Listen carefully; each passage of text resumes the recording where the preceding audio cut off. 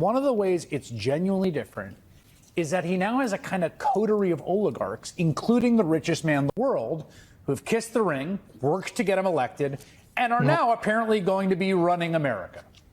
Now, nobody had a problem when all the billionaires were doing that for the Democrat politicians. Nobody had a problem about that. But somehow we're supposed to act like this is a problem now. Get the fuck out of here. It's been happening forever. And how do you know that it was billionaire Democrat influence that was involved? Well, it's simple. It's because Bernie Sanders isn't the president right now.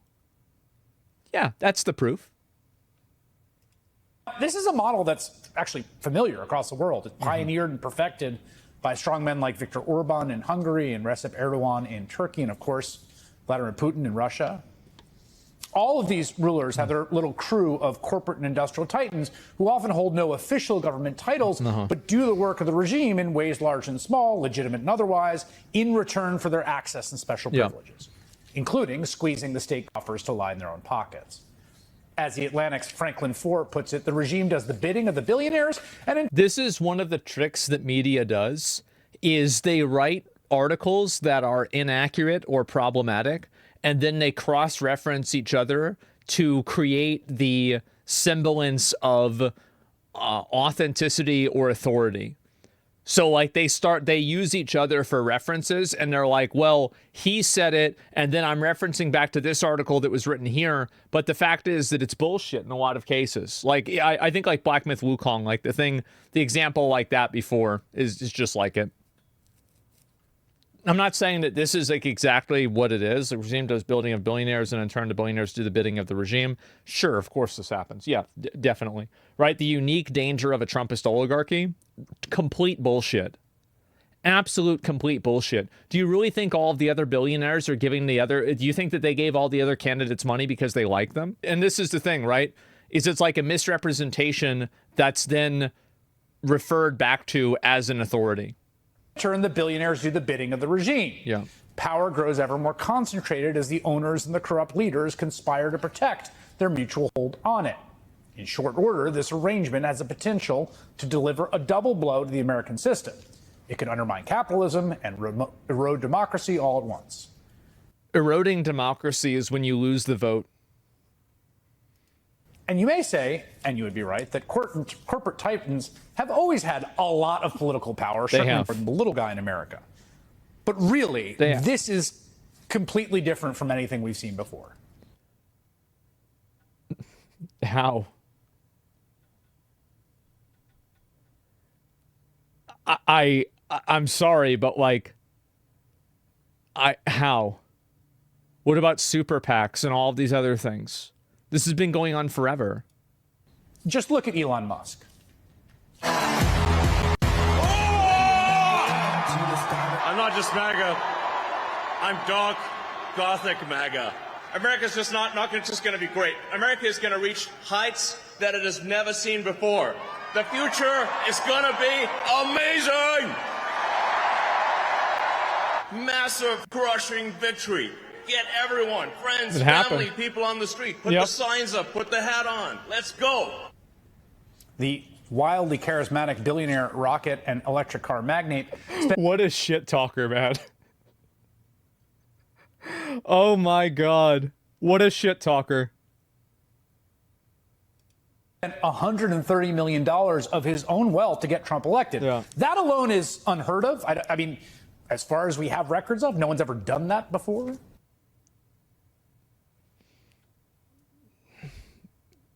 Didn't the Kamala Harris super PAC have like $17 billion or something like that? I mean, like, I don't know. I mean, and this is the problem. Like, yeah, like look at George Soros, other people like this. Like, what are we talking about? We're like, the problem is that anybody can see that the government is bought and paid for.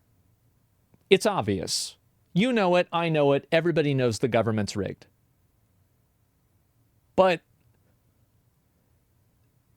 you're not going to gaslight people into thinking this is oh, wow, now it's rigged. It's been rigged, and you were defending it. But now you're not because it's not rigged in your favor.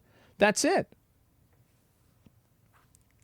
Harris got like 3 times the money Trump did. Yeah, exactly. It's pay to win. Yeah. Musk also bought Twitter for $44 billion and drove its value into the ground. I mean, essentially setting half that money on fire, like $22 billion worth of value.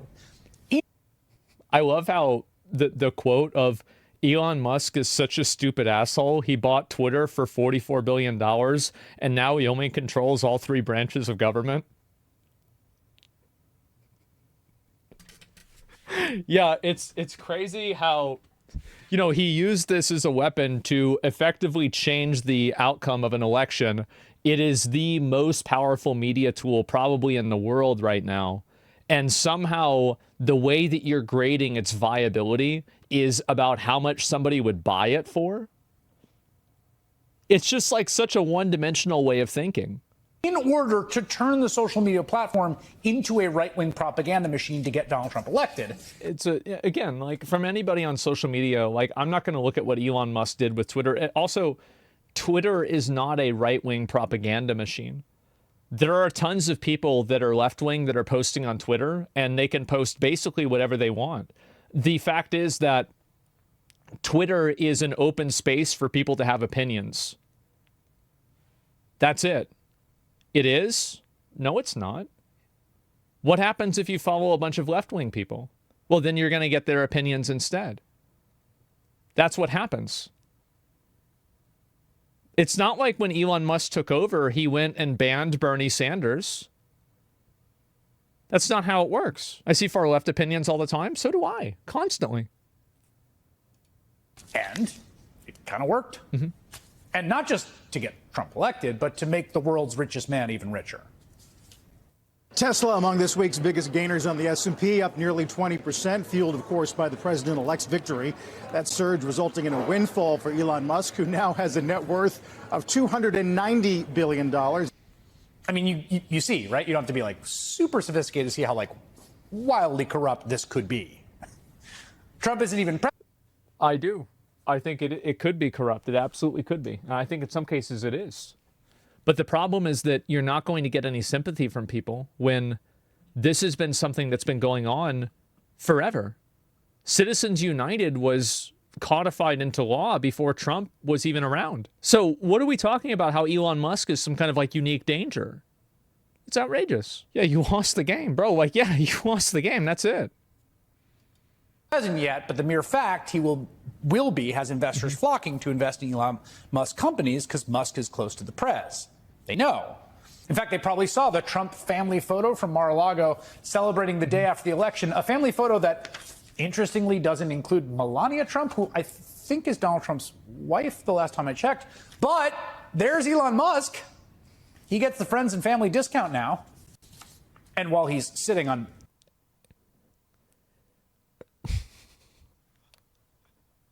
I don't get it. So like now this is some kind of, because the media is attacking him because they're losing power to Twitter. It is. Twitter is a direct threat to establishment media because it's a bigger platform than any establishment media. It's worldwide and it's effectively completely open. So the ability that, like, I've always thought that media has actually always been corrupt. It's just that we didn't know it until we got the internet and we could really see what happens behind the curtain. I think media has always been extremely corrupt. It's just that now we have the tools to perceive it. Mainstream media is dying. Yes, it is dying, and Twitter is pulling the plug. That's what I'm saying. Twitter is the main place that people get information. Bigger than any of them combined? Yeah, exactly. So this is the reason why they're against Twitter and why they're trying to like make advertisers leave Twitter. It's because they want to maintain their position in the media economy. And Twitter is threatening that position in a direct way. Corrupt or biased? Why not both? Billions of dollars of government contracts to the point where the U.S. space program has become largely dependent on him. Now he's going to be something approaching a kind of co-president. A co-president. Wow. Who thought that? Oh, I guess. Yeah, they just invented that. Advertisers are leaving on their own because it's a cesspool. I don't think that's true. I think that media and advertisers create an expectation. And also, advertisers probably don't want to have Twitter owned by Elon Musk either. And so what happens is that advertisers, by withholding funding and not putting funding out there, what they do is they create soft speech requirements where it's like, well, you can't have these opinions, you can't say these things, you can't even allow other people to say these things, because if you do, we're going to take away the money we give you, and we're going to use this as leverage to get you to compel speech. Like, that's basically what happens. And I know that there are some people that are happy about this, and they're like, oh, that's good. It's not good. It's not good when Elon Musk does it. It's not good when they do it either. I don't want to have some multi-billion-dollar company that has a fiduciary responsibility to make as much profit as possible trying to be the arbiter of what can and can't be said. That's insane. Of course not.